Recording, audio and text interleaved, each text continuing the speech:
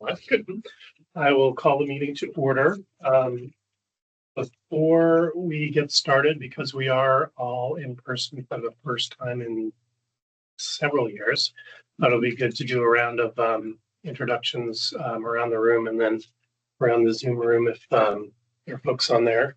And we'll start with people in the back bench. Hi, everyone. My name is Krista Franks. I work in the retirement division. I am the supervisor of the front office team. I'm Brianna Howard, also in retirement. I'm a retirement specialist, but also do the disability retirements. Dawn Netto, Chief Retirement Specialist, and will lead the team of our retirement specialists. Bill Meckel, Secretary of the Board. Emily Heyman, citizen. Matt Strom from Siegel, I'm the actuary. John Potter, employer representative. Tim Duggan, Director of the Retirement Systems. Kevin Boyles, Deputy Treasurer. Scott Baker from Treasurer's Office, Director of Financial Reporting. Justin St. James, General Counsel from the Treasurer's Office. I'm Morgan Daniel. I'm one of the employee representatives. And then online we have Austin Miller from Siegel. I work with Matt here, one of the actuaries. I think is it. Great. So is there any need, Tim, to rearrange the order of the agenda? Don't believe so. I think we're ready to go on everything as is. So I'll entertain a motion to approve the agenda. A second. There'll be a lot of you guys tonight. All in favor, please say aye. Aye. Any announcements? The orders have. No? Okay. First order of business is the approval of minutes of the April 2025 meeting. We have a motion on that. And a second. All right. Any discussion of those meeting minutes? A chance to No, they look fine to me. Okay, so all in favor of the motion to approve the minutes of the April 2025 meeting, please say aye. Aye. And that brings us way ahead of schedule to public comments. I think are you here for public comment? No, just here to spectate. All right. Then we're gonna turn it over to Tim and to Siegel. Thank you. So this first item is an actuarial risk assessment that we have. We've been working with Siegel for the past many months. As the board may remember, we started talking about this probably last summer, fall, and felt that the first one that we did was in 2019.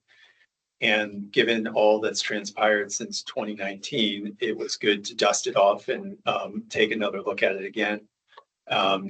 See how some of the recent increases in both employee and employer contribution rates have worked towards our funding path, and see what what risks there are out there, financial and otherwise. I'm really excited about the deck. I don't know if you've had if board members had an opportunity to look through it, but for me, I really didn't get to understand it until Matt walked me through it. So I'm really excited. And then even then. So I'm really excited for this opportunity for Matt to present this deck. There is no action needed as a result of this deck today. The idea is that this is going to inform how we monitor the funding path of the plan, and really kind of advance the discussion to how we're going to continue our path towards full funding. So with that, Matt, Allison, thanks for all the work on this, and I'll turn it over to you. Sure, and the document's fairly long, but it's meant to be a report. But we're gonna gloss over a lot of the narrative type stuff. And I don't know, Bill, that looks pretty good up there. If everyone could, can you pull off the chat and make it a little bit bigger, or is that about as big as it goes? Okay. Well, hopefully everyone's eyesight is better than mine. So this first section here is an introductory section that just kind of lays out for a reader who's picking this up maybe online what the purpose of the report is, what the goals were. One thing at the bottom of this slide, it talks about the last time we did an experience study was a couple of years ago, and we looked at the discount rate, the investment assumption as part of that. And so based on the assumptions that were used then, there was a 50-50 chance of meeting or exceeding a 7.38% return. And the 7% assumption, there's a 56% chance of meeting or exceeding the 7% assumption. So that will come into play a little bit because we've refreshed that for one more year worth of data.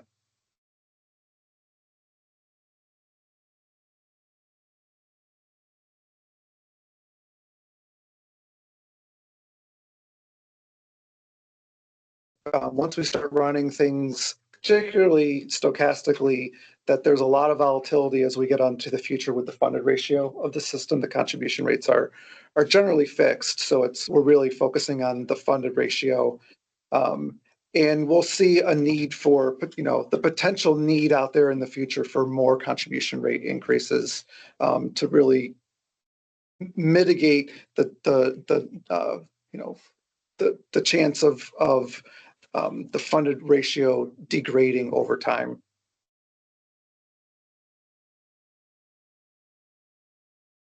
So we'll start off with really a background. Where are we now?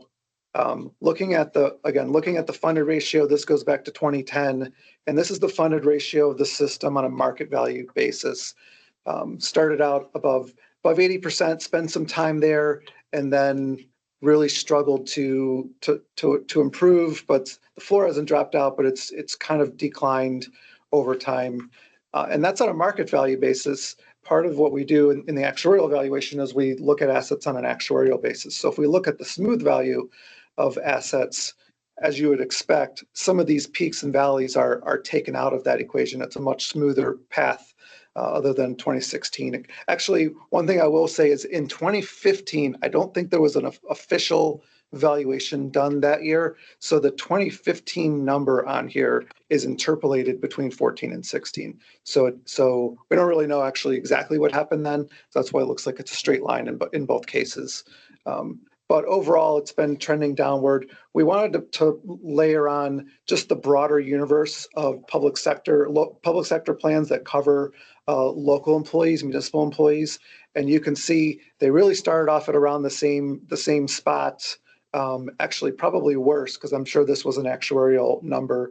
So this would have been compared to your 90 some odd percent. And the broader universe has basically also struggled to make significant improvement. They just kind of floated around this 80% range over time. So VMERS isn't too far off from really the rest of the pack.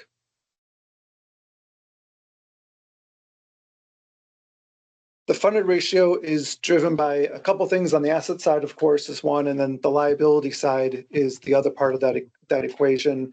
And the liability changes from year to year in ways that we expect. We expect it to increase because benefits are accruing.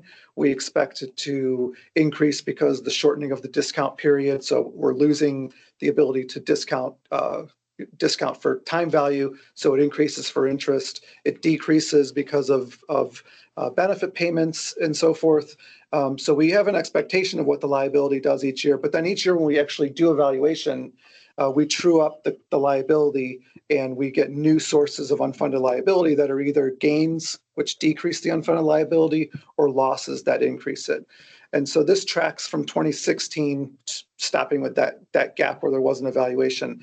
This tracks those unfunded liabilities with each valuation. So 2016 was negligible. There was nothing there. Then you see above the zero line here, the unexpected gains and losses have really been losses over time. 17, 18, 19 losses. 20, there was a loss.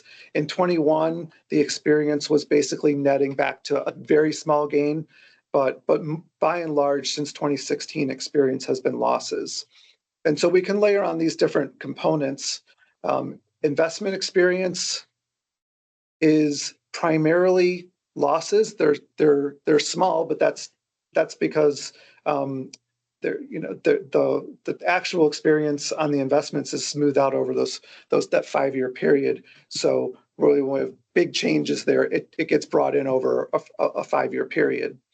In 21, it netted out so that there was a pretty big decrease in unfunded liability. The return on actuarial value of assets was really good in 21 because it was bringing in a portion of a gain and then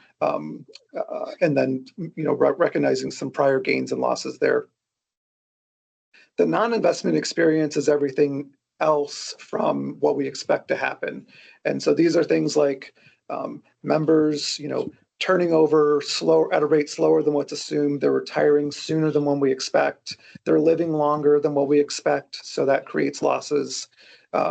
So mostly this should theoretically be gains and losses. It should be on both sides of the zero. We see a couple gains back here, but since 2018, non-investment experience has been mostly losses. So it's those things that are perpetuating higher liabilities rather than more favorable experience.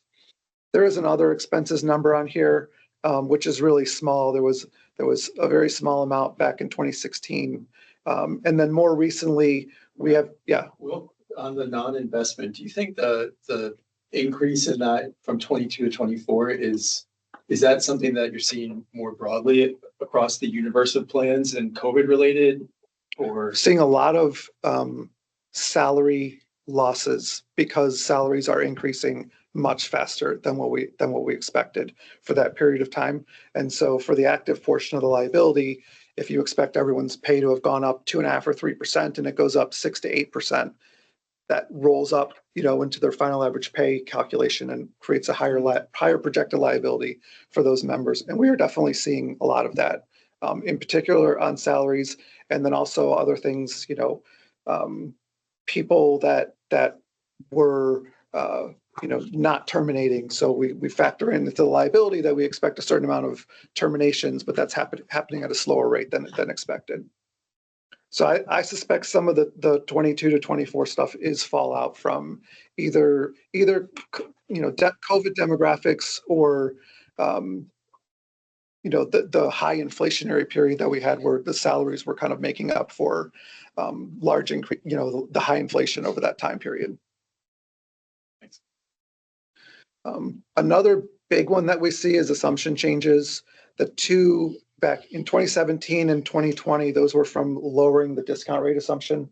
So it was 7.9 went to 7.5, and then 7.5 to 7 is a fairly big, a 50 basis point drop in 1 year is a big bite at the apple. So not unexpected to see a large increase in liability. One of the things that's in there is we reset the asset valuation method for. This was just with last year's valuation. It had a very small impact on the plan. It was pretty immaterial, but it was actually a decrease in unfunded liability. And then the last layer on here is the contribution deficiency. So once we started measuring the actuarial accrued liability using a method called entry age normal, which is for budgeting purposes, it smooths out costs over a member's entire career. And it's very good for budgeting purposes. It's not good for backloading.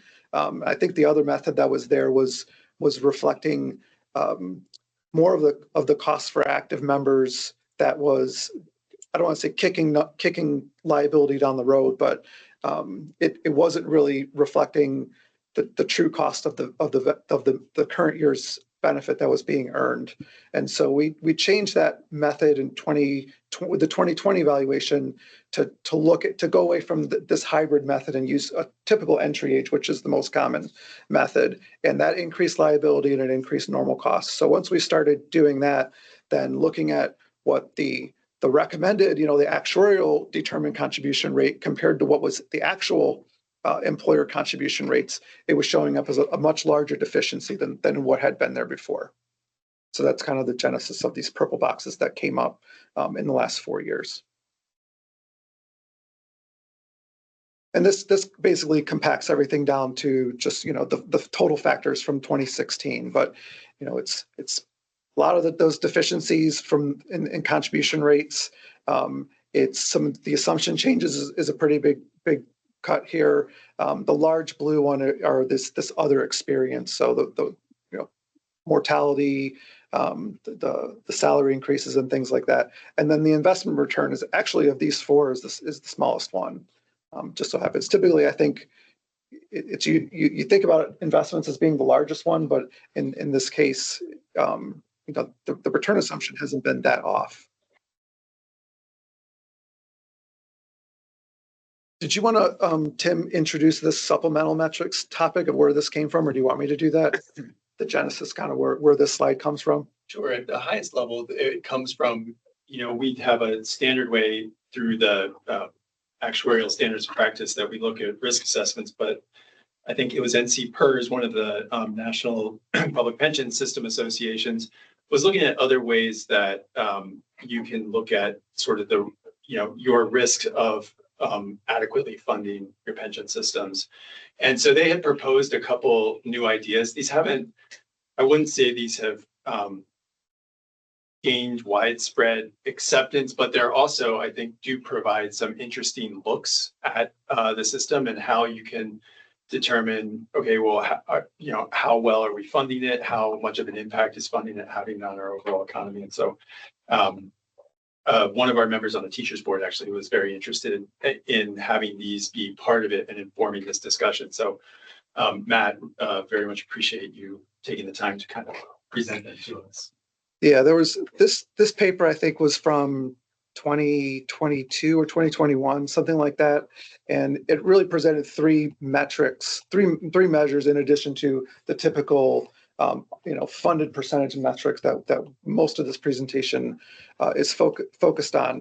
But two of the measures here that we pulled, we thought were at least worth looking at. The first one is called it's the UAL stabilization payment. And so this is, as a percentage of payroll, this is the contribution rate that would be necessary in order for in any particular year to have the unfunded liability at the end of the year be the same as it was at the beginning of the year. So a lot of times people call this like a treadwater rate, like you're just basically staying, what does it take to stay in the same place? So you can see that was 8%, and then it sort of has increased up to a little bit over 10%, but it's been holding steady.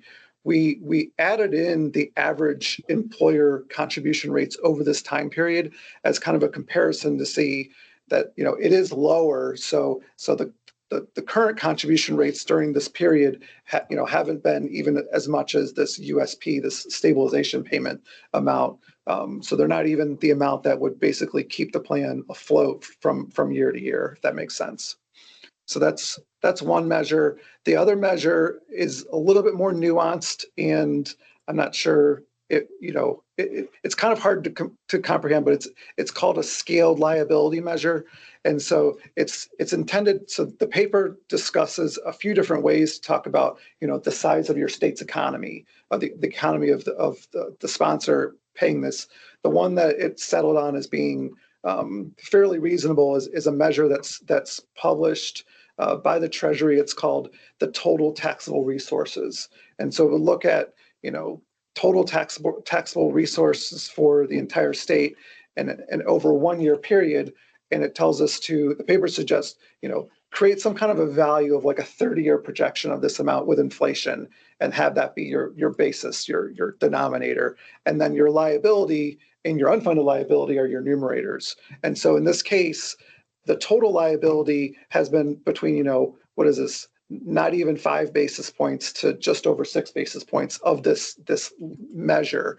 The plans in the paper that it talked about were all like maybe 0.1 was like nothing, 0.25% was, oh, that's pretty small. And there was one case where it was up to, 0.75%, where they started talking about it being sort of noticeable. So this, I'm not sure if even in this case, if this is necessarily the right measure. I think if this was something to use, you'd really want to see, or who are the sponsors paying into this plan, and kind of do that projection for them.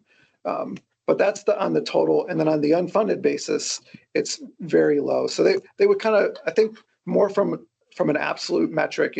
They do want you to look at this as a percent of the economy, but also, how are these lines moving? clearly the unfunded is what's out there to be funded. But if for some reason, if the assets drop, are you left with a total liability that's a large size of the economy? I'm not really seeing that in this slide, and I don't think, according to the paper, they would be saying, well, this is something to worry about. But it is highly subjective, I think.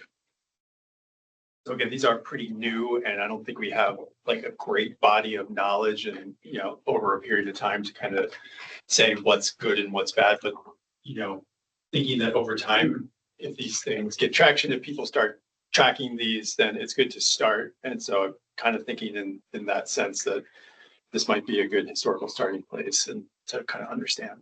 Yeah, we've got these obviously historically created now, but one of the concepts from this paper is to have like a one-page exhibit with different segments, and these types of measures would be part of that. Maybe like a one-page dashboard. So it'll be like, when was the last time you reviewed your funding policy? And if it's within like the last 2 years, you have a green circle. If it's been never, you have a red circle. And if it's been 5 or 10 years, you have a yellow circle, things like that. And so you can kind of glance at this paper.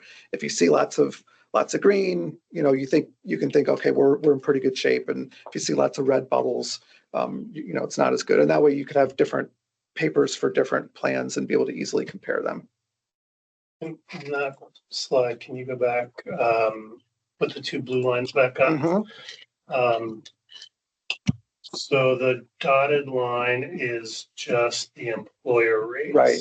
And we add the employee rates, do we get closer to that dark line, or do we also have to add to the dark line and push that up? The employee rate, that's a really good question. The employee rates are already netted out of the dark line.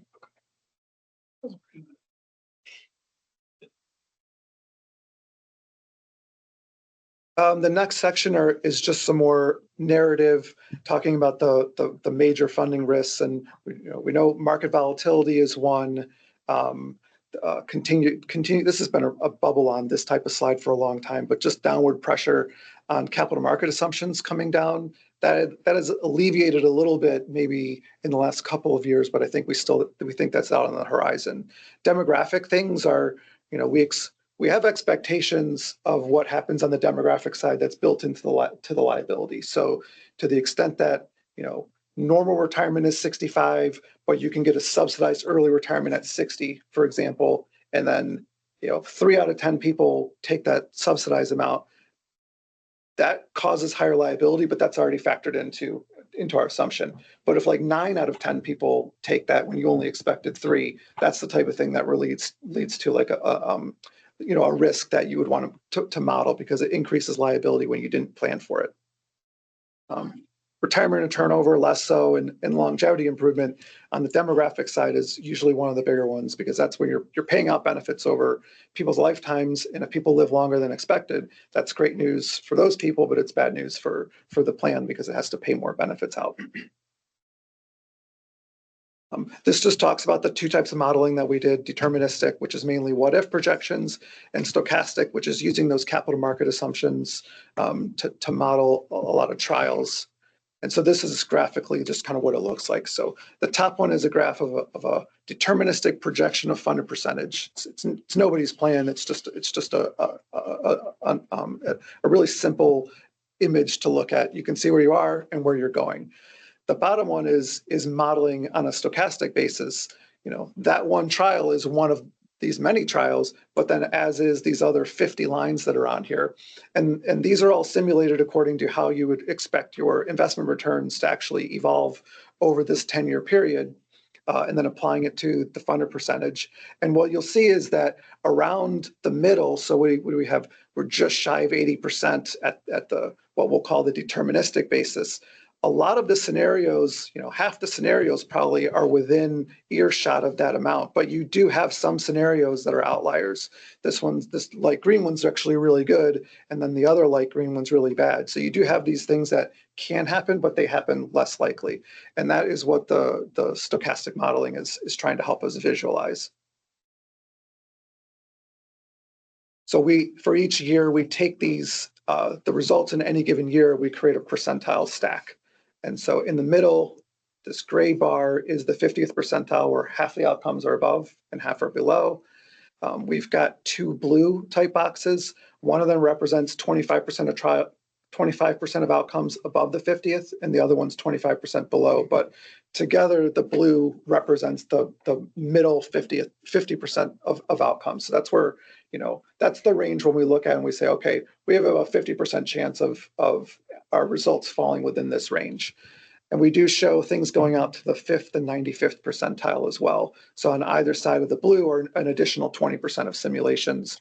But all that together equals 90% of all outcomes. So it's the most probable range of outcomes in any given year. On that, so Yes. what's changing in like what are the assumptions that are changing? We're gonna for the stochastic, we're only modeling portfolio returns Okay. using capital market assumption. That's actually on this very next page. So we've got a 7% assumption, and we do have a baseline projection with assuming 7% every year.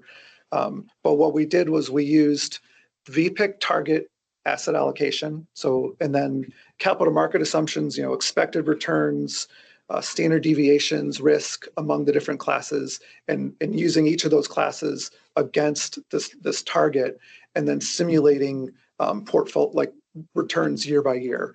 And we used the assumptions from this Horizon study, which is a survey of, right now they're up to 41 investment consulting firms. So it's a very broad look and taking a composite of a very broad segment. I think we're using actually for the ones that published what they call long-term, which is 20-year assumptions. There were 26. We're taking the average basically of 26 investment consulting firms. RVK is included in this. Their assumptions tended to be on the conservative side, which is neither good nor bad. But we just wanted to use a broader, for this purpose, we're not really trying to predict what the funded percentage is. We're really looking at patterns and directionality. So we just wanted to pick, what is the broader group of investment consultant? What are their assumptions? Look at, I think we have on here, yeah. So based on the 2024 assumptions, I think RVK was about 80 basis points lower than the entire group. So rather than just using what seemingly is an outlier, and again, we have no opinion on whether their assumptions are right or wrong. That it just know that when we're looking at these, if we're just to use RVK assumptions, the results would all shift downward for our funded percentages. So, whereas we're expecting, I think, here, I think we're expecting 7.3% using the 2024 study. They're about 80 basis points lower than that. So is that like 6.5%? So the point of this here is just to say, using the broad group, we now have 54% confidence level of meeting the 7%. And then also I like this histogram because it kind of shows, yeah, these are in any 1 year of 5,000 simulated trials. This is a histogram of the different returns. And you can see going from like -1% up to maybe 16%, most of the returns in a given year are in that range, about probably, what is that, about maybe half are in that range. But there are situations, we are contemplating times where we have returns, of negative double digits or high positive double digits. So that's the type of volatility that's being baked into the stochastic model. And I kind of think about this graph and looking at it in a stochastic output, the very first bar here, I think of going back to this shows the 1 year range of outcomes. And I kind of go back to this one. And I think if I stood on a ladder and looked at the histogram from above, this is kind of the range that I'm seeing. So I get, where there's a high concentration, I'm getting the smaller blue bands on either side of the 50th percentile. But then I do have this 20% here that's taking me out to, on the high side, a 27% return at the 95th percentile and a -11% at the 5th percentile. But as you go over time, this is a graph of geometric returns. So a 2-year geometric return at the 95th percentile is 21%, and it eventually grades down to be 11.6% at the 95th percentile. But at 20 years, the 50th percentile, what we said was 7.3%. You'll see that the 25th to 50th to the 25th to 75th percentile range is 5.5 to 9.1%. So that's like saying there's a 50% chance that our 20-year geometric return will be between 5.5 and 9.1%. So it does close down into a much narrower gap once you start looking at the geometric returns over time. More narrative that I think is just describing. So I think that's wrapping up that part of it. So now we're looking at, so take the stochastic part a little bit for now and put that in the parking lot. We're going to look at deterministic projections. So these are some scenarios that we picked to just look at the funded percentage on what if this happens. So we clearly have a baseline, assuming 7% for each year. We looked at what happens if the returns are +1 or -1% for each year. So, and for example, always getting a 6% return instead of always getting a 7% return. We looked at the first year, and these are very standard, vanilla modeling to do in this type of a risk assessment. We looked at a 1-year shock. So the year that we're in now, which is ironic because I have no idea if it's going to be -7 or 21% at this point. It seems to be changing pretty much every day. But this would be the year that we're in now. If you get one, really bad or sort of bad or kind of good or really good year relative to 7%, what kind of impact does that have?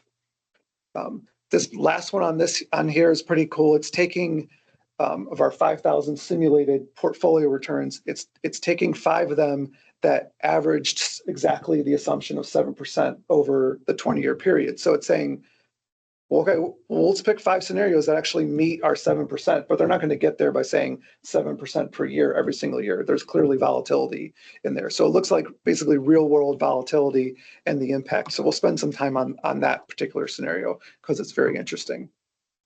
On the demographic side, we did 2 things. One was to look at change in membership. So we looked at over a 5-year period, 2% increases per year or 2% decreases per year in headcount, which is effectively basically a 10% increase or decrease over a 5-year period. And there's already, because of the way the projection works, there's already people moving out of the active population. Either they're retiring or they're turning over. And we're bringing in the baseline, we're bringing in a cohort of new entrants to backfill these people so that the population count is always the same. This scenario said, let's bring in more new entrants to backfill in order to get the 10% increase, or let's bring in less new entrants. So let's not backfill as much. It's not necessarily saying that we're taking a group of people and assuming that they're leaving, sooner or later than what we thought they would. So this is really just ultimately driving contributions to the system. And then the other demographic one we looked at was life expectancy, different than assumed. So the first one we did was a one-time improvement. So this would be like, well, what if right now we're assuming that the mortality follows a pattern really consistent with what things have been like over the last 5 to 10 years. But what happens if there is, some really good cancer treatments that are out there, or we get rid of red dye 48 and everyone becomes real, we're not eating Skittles anymore, whatever it is, that all of a sudden makes people a lot healthier or, able to beat cancer than they would now. Well, that would really nullify our current mortality assumption. So what we did to model that was we said, let's just pretend that everyone pretty much immediately behaves as if they're 2 years younger than they actually are going forward. So a 70-year-old would have the mortality of a 68-year-old. And then we looked at a short-term decline, again, coming off of the pandemic, where we had excess mortality. What happens if something like that happens again, where we have, and for this we looked at, for a 4-year period, what if everyone behaved 5 years older than they really are, but then it gets, after that 5-year period, it reverts back to just being the current mortality tables. So we'll look at that one as well. I think one of the keys of this is that we were trying to be, I think we discussed this earlier, that we were trying to have symmetrical deterministic scenarios. So, if you do this exercise where all of your deterministic scenarios are, bad returns or this, that, and the other thing, then of course you're going to get one message. But really the risks appear on both sides of our assumptions. And so what we're trying to do here is really kind of have that full range of picture. So thanks again, Matt, for putting those together. Okay, so now we're going to look at our deterministic projections. This one's really easy. This is the baseline. And this shows that currently the funded percentage is at 74%. It's expected to make some progress over the next, maybe eight to 10 years up to 78%.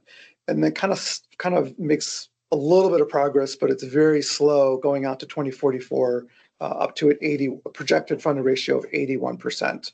This does factor in the current set of contribution rate increases that we know of that are through July of 2029, but nothing further.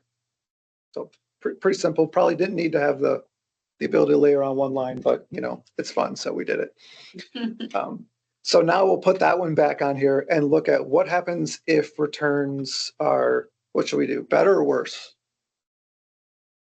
Worse, all right. What happens if there's 6% per year? And again, these are AVA, actuarial, so we're smoothing in that 1% loss per year into the future. So you don't see a lot of impact through 2029, 2030, but as this starts just kind of compounding, you eventually see this, looking out 2034, you're back at 74% where you are now, and then it starts to drop off by another 9% down to 65%.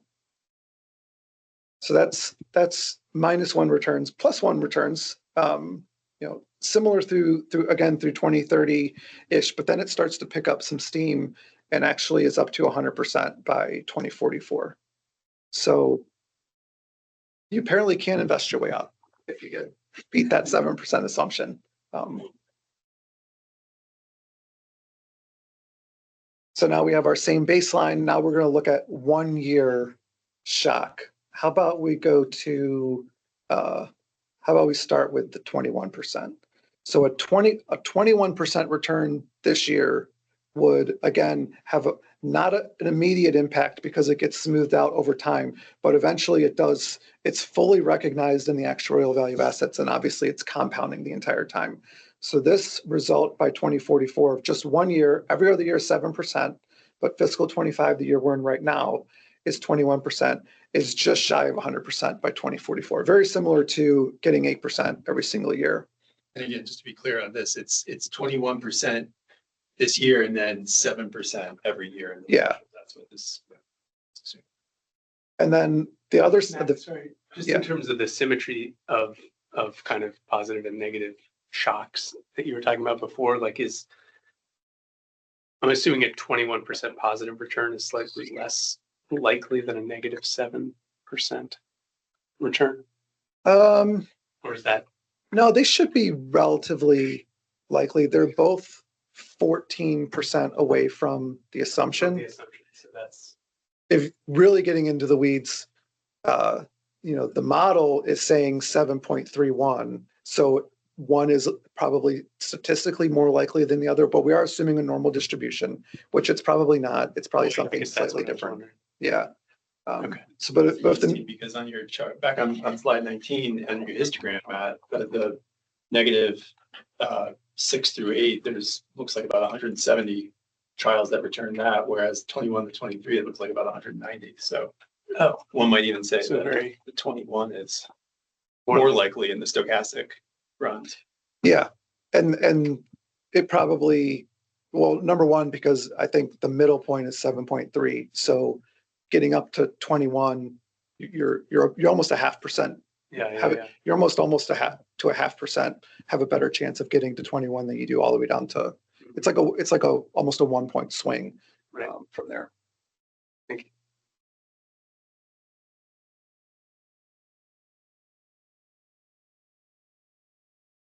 So we got this one, a -7 basically has a similar outcome, but just on the downside.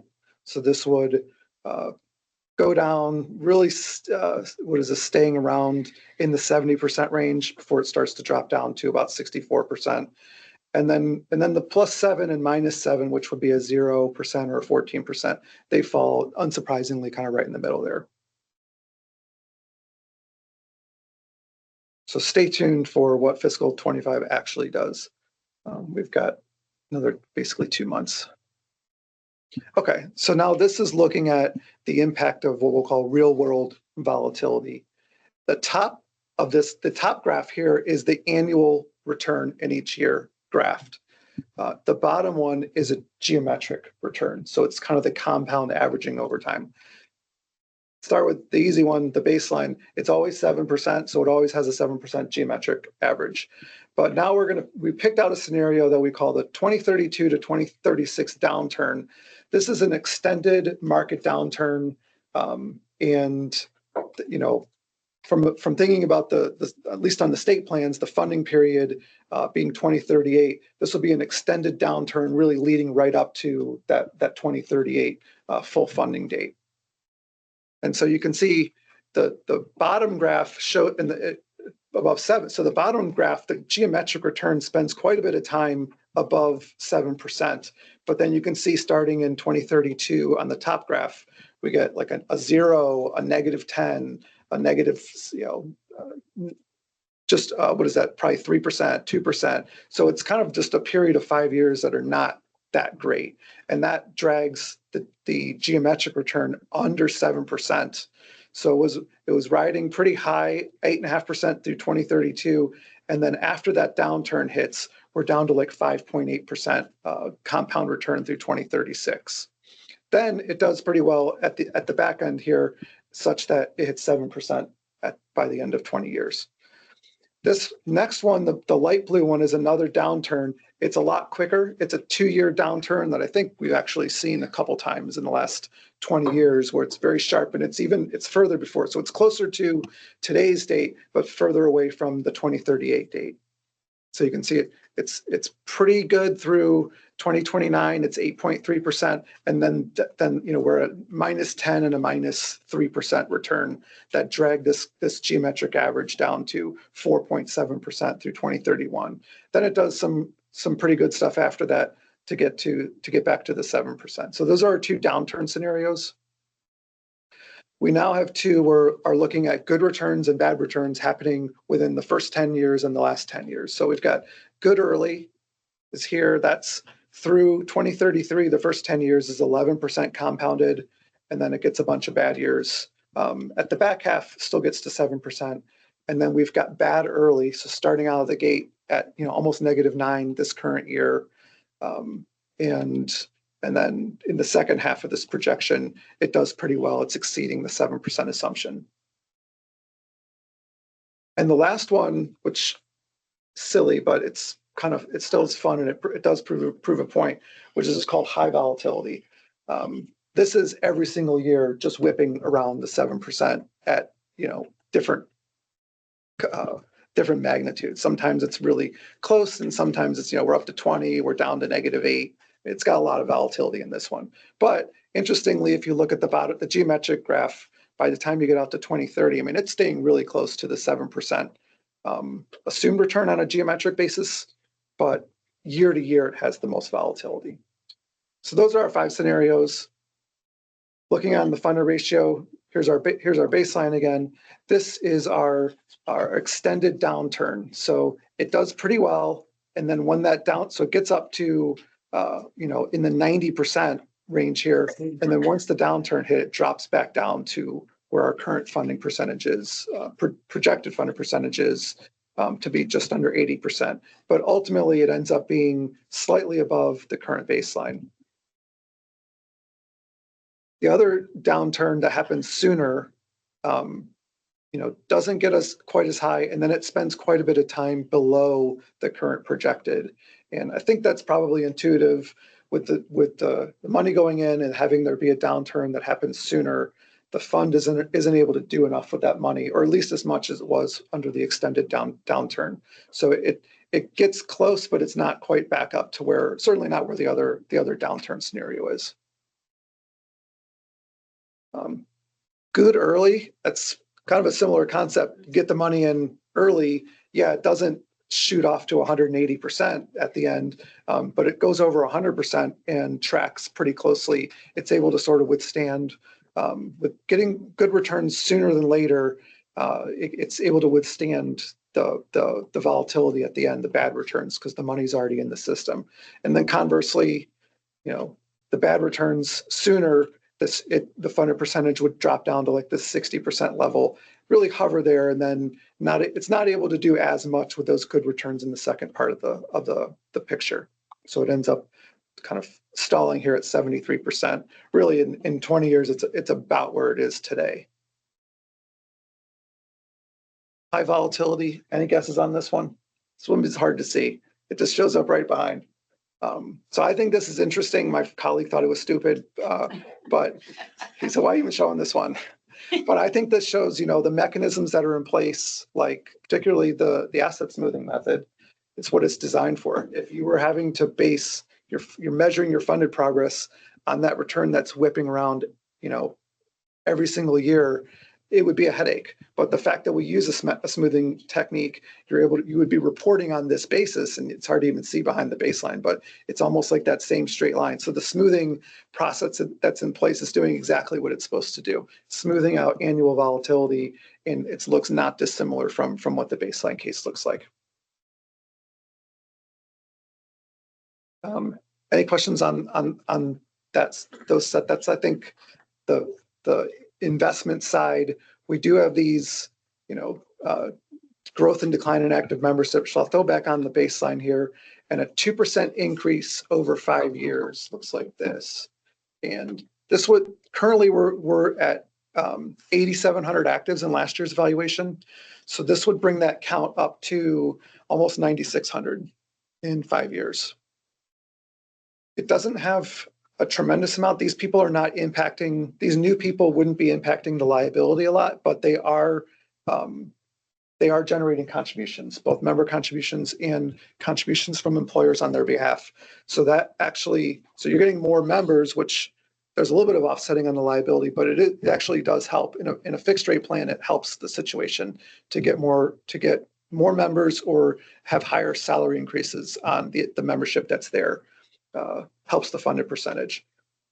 The decrease, would go from 8,700 down to 7,850 membership, and it just has the opposite effect.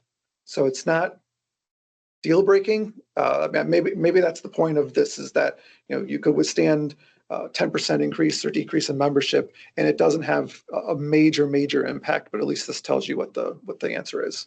I think this is actually a really informative slide, particularly with our discussions of education transformation in the state right now.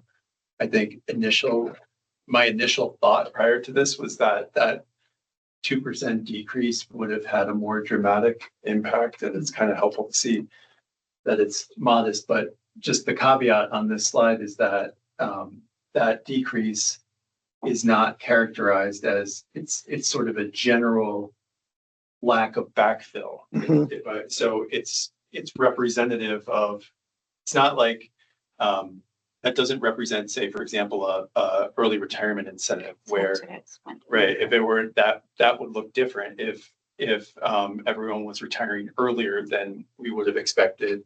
Similarly, it doesn't represent like a RIF of perhaps younger employees. This is a broad swath. So it's informative, and as with anything, to the extent something like this does show up, the devil's.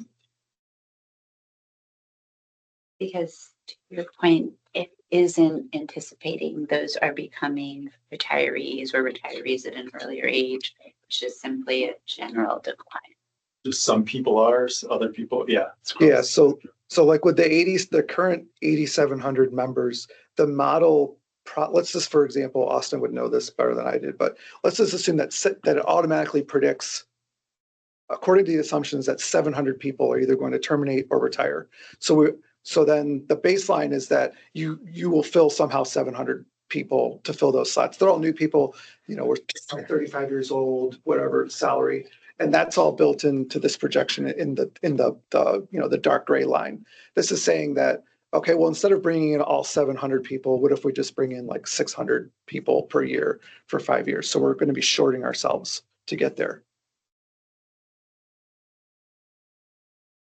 The next one is, the last one on the demographics and the deterministic is looking at the impact of life expectancy. So again, our baseline projection here, going up to 81%. So better mortality is good for people, not great for the plan. So this is, basically, again, we phased this in over a 3-year period to think, okay, people are actually getting out and getting these treatments, or it's taking some time. Otherwise, it would have been like the way we applied it, it would have been a significant drop, and then following the same pattern. But that's why it looks like it's stepping down over a few years. But it does impact, the mortality or the funded percentage, not immaterially if something like this were to happen without any other contribution rate increases. It would end, according to this, it ends at same place in 20 years. You're the same place you were at the beginning at 774. So it's almost like a straight line. The worst mortality, again, not quite asymmetrical because we're only impacting this for a 4-year period, but it would. Obviously releasing liability due to excess mortality does move the needle on the funded percentage a little bit. It doesn't solve, anything to get to 100% funded, but it is, as you would expect, higher across the way here relative to the baseline. Okay, and so the next part of this, just one slide, is the stochastic modeling. We've got one thing you'll notice right away is a different scale because of the range of outcomes when we're looking at some of these crazy, returns of, right now, we really hadn't assumed anything like a 40% positive return in any years. But this model does contemplate that every once in a while. So the scale is a little bit different, but the baseline's the same, starting at 74%, ending at 81%. The 50th percentile should theoretically be close. It's a little bit higher, again, because the simulated portfolios that we're using the Horizon survey, they're actually saying, oh, on average, you're getting 7.3% per year, whereas the baseline just says 7%. So if you think about the 50th percentile as being just the difference between getting 7.3 and 7, that's why it looks like it's slightly better there.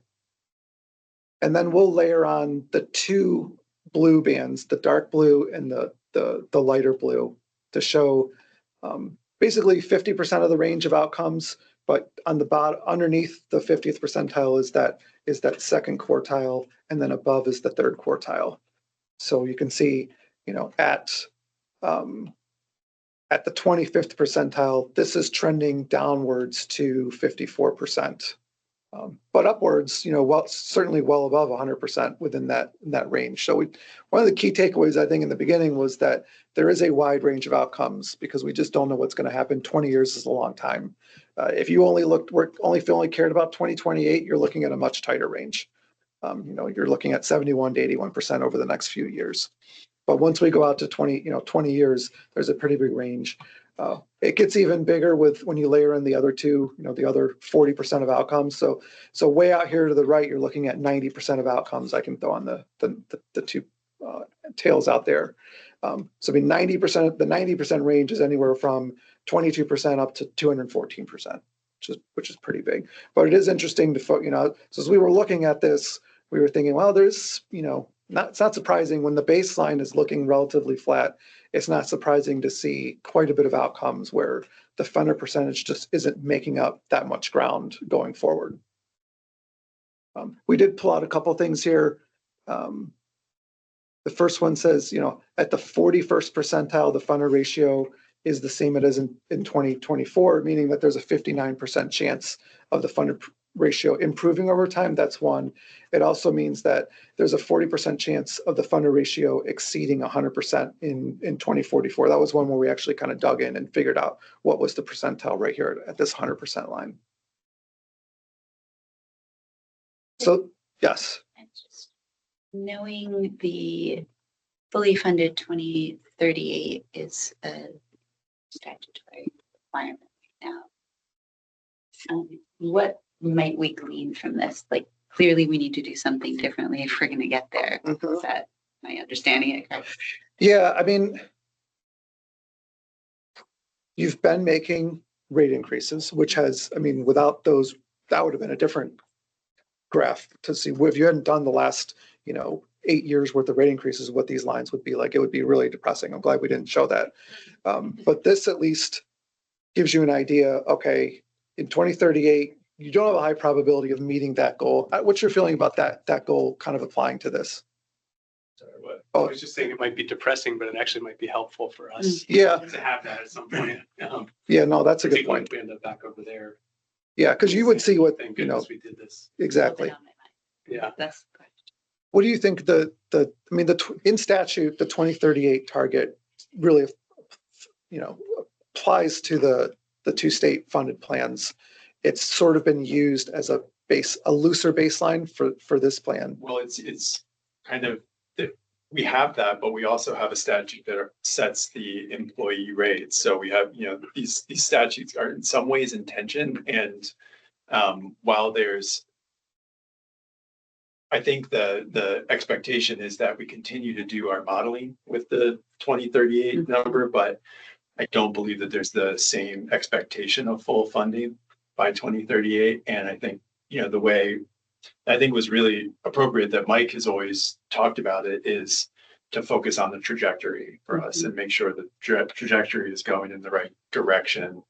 And that's why that last package was important, and why actually I think, much as I don't enjoy saying it, before 2029, I think we will be discussing, you know, rate increases, particularly targeted ones for some of the specific groups that are really kind of struggling to meet the ADEC level of funding.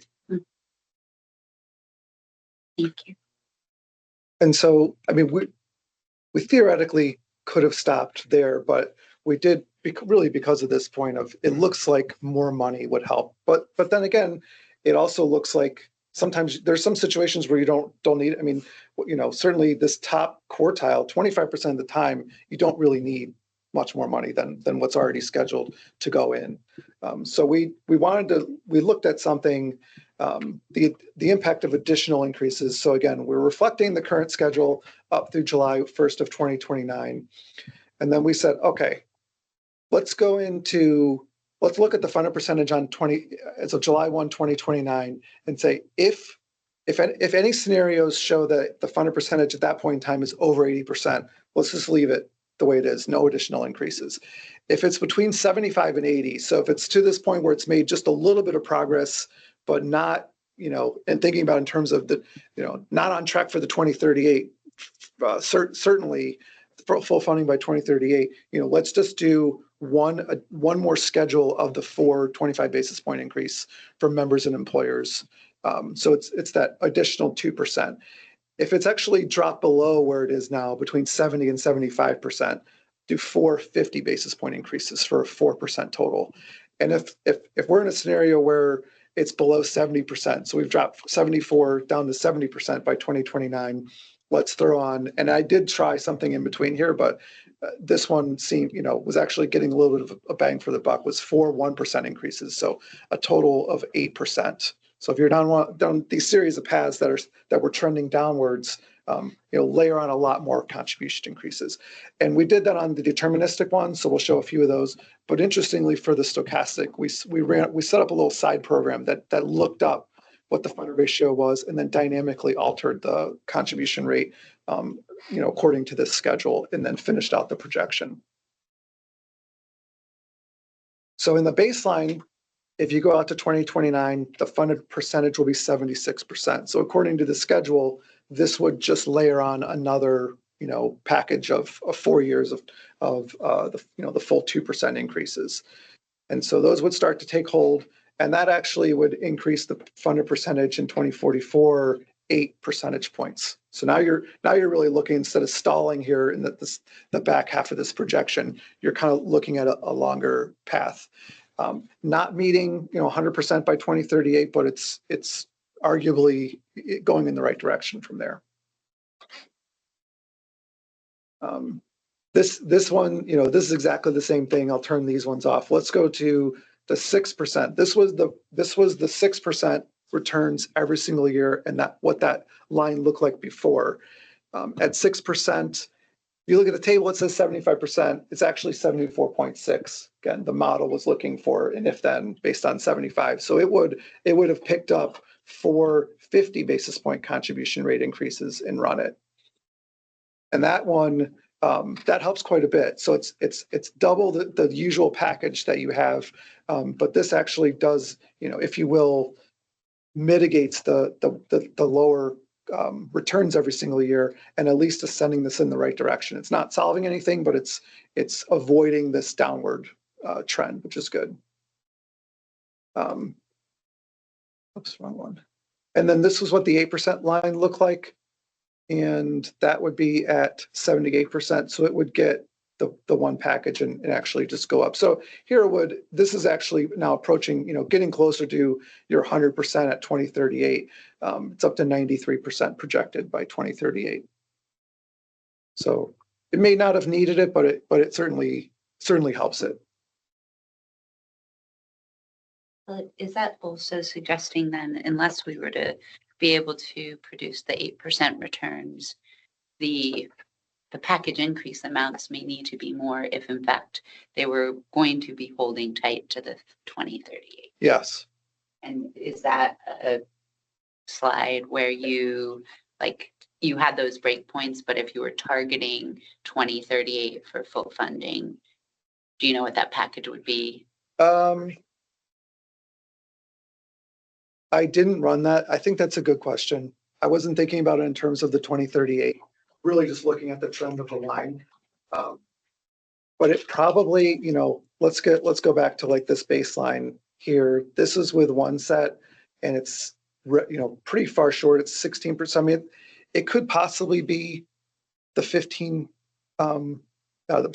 basis point one or something higher, like a 60 to 65 basis point increase. There's some time probably before we need you to run that, but I think it's an interest. I mean, that's where my question. Yeah. And is that just for the 4-year? Yeah, just for 29. Yeah, well, there's no more increases. It would go 30, 31, 32, and 33, and then 34's contribution would be the same. It wouldn't drop back down, but it would be Right, but no further increase. correct. Yep. And this isn't across the board to all groups, even if, at that point, we may want to consider a different. Differentiated. Yeah. Yeah, because you're saying like there's already some groups that are maybe close to the normal cost rate, and if you're increasing them by 3% additional, they're going to go up. Whereas you still have some groups that would be only contributing maybe 75 or 80% of their normal cost rate. We propose different rates for different groups in the recent past. No, it's since they've all been below what the normal cost rate would be. We've been, in that sense, they've all had ground to make up. We've gone across the board, but as we look out by the end of at least based on the most recent valuation, by the end of the fiscal 30, I think Group A is about pretty much right on where it would need to be, again, based on this year's val, whereas doing this from memory, but maybe B and D are like 4% below and C is even further below that. And that sounds right. Yeah. And so that's where those are going to become more policy decisions and I think some things to wrestle with both here and over there. And are they statutory requirements to apply it in a differentiated way? Or obviously we have time, but and we don't want to sound alarm bells before necessary, but in thinking about the factors and who has the ability to make decisions where the decisions otherwise need to be made. Yeah. Is that within this body or is that a statutory requirement to differentiate percentages? So I think at the highest level, I think the role within this body is to be the experts of the subject material and be able to articulate the policy rationales for more or less per group or employer versus employee. Ultimately, the employer rate is going to lie with this group and the employee rate is going to lie with the legislature. And I think what's been one of the most well-functioning aspects about this system is the consensus-based decision-making among employee and employer groups, board, legislature. And so whenever we've approached the legislature, it's been after extensive conversations with employee groups. And that's where I think this body leading that conversation is doing its sort of best function. And the by group thing was something, I'm trying to think, that was within the last couple of years, right? We looked at that. So there's a presentation out there somewhere that kind of shows the disparity of the normal cost rates and the contribution. And I'm not using disparity in the terms of just a mathematical use of the term, not that there's something disparate with the way it's being treated. But it does show the different normal cost rates of the different groups. And we sort of, I think we did some modeling on that a couple of years ago. Yeah. I think it was last spring. And on some level, it's just, there's no, inherently true right rate for either group. I mean, I think one of the common ones would be a normal cost, and who pays what portion of that, employer versus employee. So I think there are some maybe cross-system principles that Matt could help us. Yeah. I don't know. When I say they, it's like, who's they? But they get upset. I don't know who it is, but it's sometimes considered like if you have members, the member rate higher than the normal cost rate, then it feels like all your members are paying. They must be paying if the normal cost rate's 9% and they're paying 10, that 1% is going to pay for somebody else's benefit that they didn't earn. And so that gets to be, I don't want to say frowned upon. It certainly happens in my state of Illinois. We have that, that's fine. And the way around that is to say, oh, okay, well, you know what? We're going to lower the discount rate from 7 to 6%, be more conservative. Your normal cost rate now goes up to 12%. Oh, guess what? You're only paying 75% of your normal cost rate. And and then even in this modeling, you're still, if your discount rate's 6, but you're still assuming you're getting 7.3, it just kind of makes everything look better. I don't know. So it's not necessarily bad, but typically I think they like to have, it feels like member rates should be less than the normal cost rate. But again, there's so many things that can impact that normal cost rate that, it could change. And even in cases, we've done this in Illinois where, the members are getting a lot of value. So in the case of it being a 10% contribution and 9% normal cost rate, that 10% money to a member, they wouldn't be able to go out and buy the same benefit that they're getting out of your system. Because you're doing all this work, VPIC's doing all their work, you're pooling all the risks together, and an individual member is not going to be able to go out to an insurance company. They might be able to invest the money in a 401k, but it might not last their entire lifetime. If they, if the member lives to 105, this plan's going to insure that, but they just won't have enough money if they do it on their own. So I think there are arguments to say, even if you're paying more member money than the normal cost rate, you still are getting that value. By the time you went to, an insurer, you're going to pay this and that, and you're not going to get the pooling. Then on an insurance company basis, that normal cost rate could be 18% that you're only paying 10% for. So it's really I think kind of a gray area. And that's where I think as we move forward, like this is sort of one piece of the discussion that we'll keep an eye on. And I think we'll have Matt back for more of these kind of like last spring's funding analysis. Where he's looking per group in an aggregate, and we can kind of sort of dial in based on, what the board wants to see and what we think might be palatable. But, one of the things that I think the stochastic run shows me is that, given that we've put a package in through fiscal 30, sorry, and there's a non-negligible chance I'll go with that one. We end up at 100%. I mean, I get it. It's rose-colored glasses to some degree, but it's not an outlier scenario. If there's a 40% chance by 2044 we're at 100% funding, that tells me, and Matt, correct me if I'm wrong, that it's not a pants on fire kind of moment for us, that we have time to study this stuff, see how the existing package plays out and work on it. That's right. And they won't be conversations in isolation if that 2038 is fungible or becomes that way. As it approaches, it'll be across 3 systems, and we're in no worse shape than the other 2 systems. So Misery loves company, or there's power in numbers, or whichever one of those we go with. the broader conversation. Just applying those increases to three of those five volatility scenarios. I think this was the one that was the extended downturn, and by 2029 it was 82% funded. So guess what happens when I layer this one on? There's no changes in that one. It looks the same. This was the one a little bit earlier. That is a 77%. So this would get kind of your 25 basis points, your typical 2% package.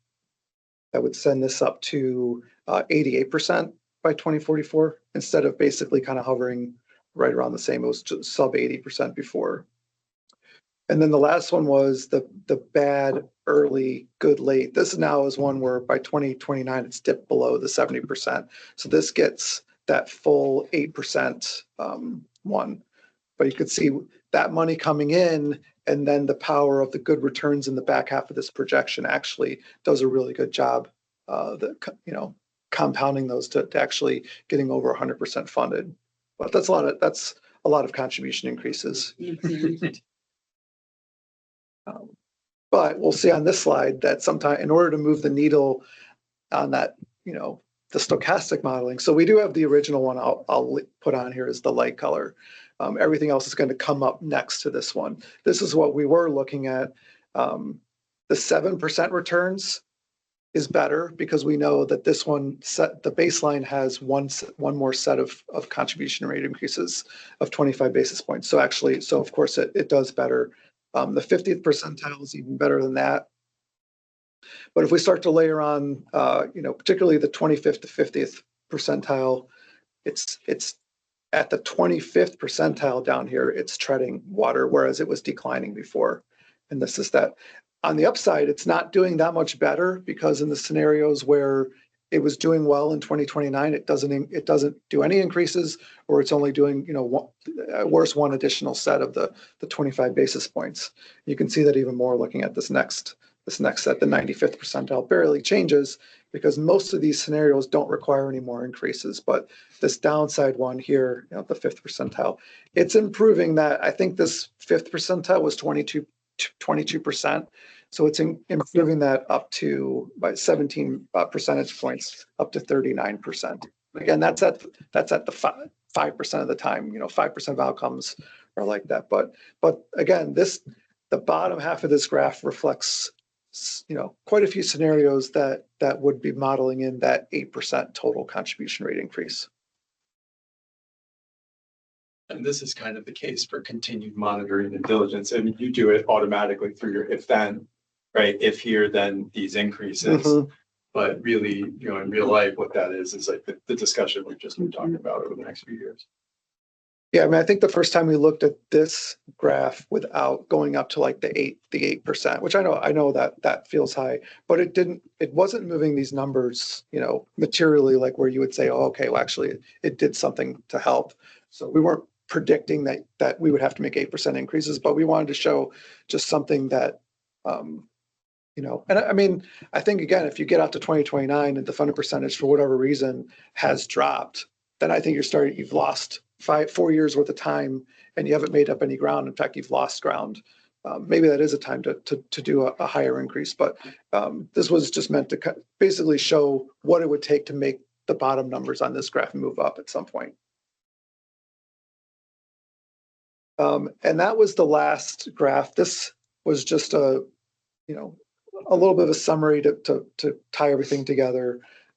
Remember that the plus 1% every single year got to 100% funded in 2040. So again, we could wish VPIC to solve this. I don't know if that hope is. I would say hope is not a strategy, but it is apparently. It does actually solve it. We've got the 40% chance of exceeding 100% in 2044, and just that additional contribution rate increases are potentially likely. To actually move the needle on improving the funded percentage over time. So that was that. The a lot of fun. Universe is investment universe around state pensions are still holding up at that 8%, just sort of as a frame of reference. If you look across states, I don't think many states are using. 8%. Nobody's at 8%. No. 7.5 is usually the highest. 7.25 would be your more common non-7% assumption. And their system, 7% is really probably the most common now.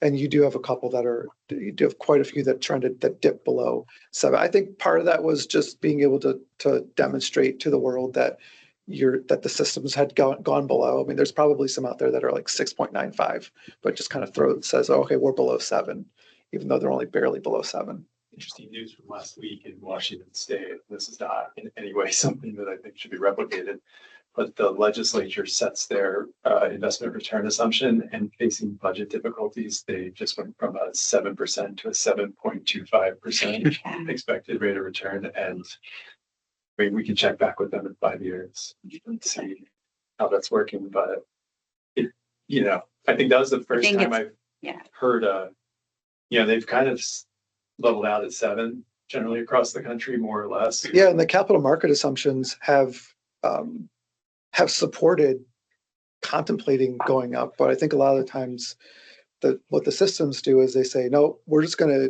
ride with what we have, and if that increases the probability that we meet our assumption, that's really good. If it allows our investment folks to be able to take some risk off the table, that's good too. We really haven't seen a lot of plans entertaining a higher discount rate, even with capital market assumptions. The bond rates and the fixed income doing better than historically they have. And that deep yellow, that dark yellow color in your "how did we get here" slide, I think supports just how painful it is when we do have to move down. So to kind of move back up, I mean, and put that risk back on the table, should be pretty cautious. And I think all of the slides, one of the biggest takeaways that I take from this is like it's really not remarkable, but putting more money into the system works towards increasing your funding level. And I feel like there's so many ways that folks, try and convince themselves that we can have it all. Yeah. Another magic. Yeah. Tim, what's your thinking on, kind of, I know for the 2025 through 2029 increases, we went to the legislature in, was it 23 or 24? Just sort of felt like how far in advance of 29 would this so last year question come to a head? Last year, so we have I think it's 27, 28, 29, 30. Those are what the current package was, fiscal 27 through fiscal 30. Mm-hmm. And we went last year for that. Yeah. So in fiscal 24 for starting in fiscal 27. So if we're looking to start in fiscal 31 by that metric, we're 28. So again, I think we have time, but I also think that this kind of work is really important because it, in some ways, it builds vocabulary in me and kind of to be able to be a bit more fluent in what our risks and options are. And the thing that I think we should all be kind of on the lookout for as we work with Matt through the next couple of valuation cycles is to kind of drill down on the group level run rate or whatever you want to call it, how their contributions are stacking up and coming close to meeting the liabilities. And I think when we see a couple more years of that, it may lead us to some outcomes. I think any other discussions, when you start getting into the conversation about should the employer do more or employee do more, that honestly, I feel like that might not be our sweet spot. That's more of a political decision. But kind of focusing in on how well is this thing being funded writ large and how well are the groups that are responsible for the different liabilities fund themselves? That's a question that I can drill down on. Probably a couple of years though. Thanks.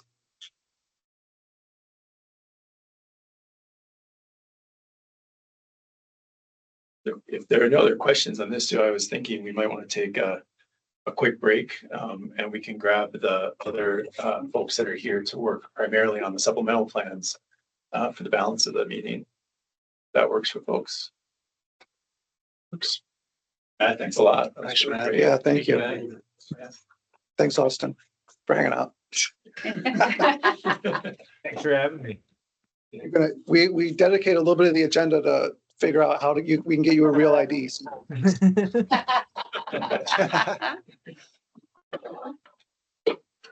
Go grab the other folks. Yeah. So 2:30, that work? Tim, Yeah. 2:30 work? 2:30 sounds great. Yeah, thanks. Nicole, would you like to grab it? Oh, so smart. You, Yep. wait, Do you want to look at on the laptop? Meeting everyone. I think so. I think that would be the easiest. So we're not like. Stop.